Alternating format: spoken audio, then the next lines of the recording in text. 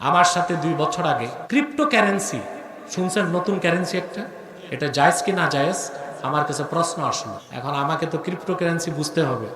বাংলাদেশ ব্যাংকের 2 জন ডাইরেক্টর আসলো, একজন আলিগড় বিশ্ববিদ্যালয় থেকে অর্থনীতিতে পিএইচডি ডক্টর, আরেকজন জাপান টোকিও বিশ্ববিদ্যালয় থেকে মাস্টার্স অর্থনীতিতে, দুজনই উচ্চপদস্থ কর্মকর্তা। কয়েক ঘন্টা আমার সাথে তারা অর্থনীতি নিয়ে কথা বলল, প্রচলিত অর্থনীতি নিয়ে তারা কথা বলল, ইসলামী অর্থনীতি নিয়ে আমি কথা বললাম।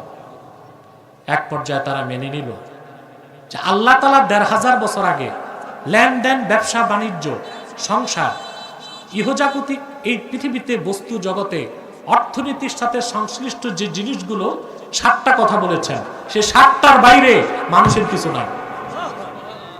এর মধ্যে মূল হচ্ছে গোল্ড। মূল কি?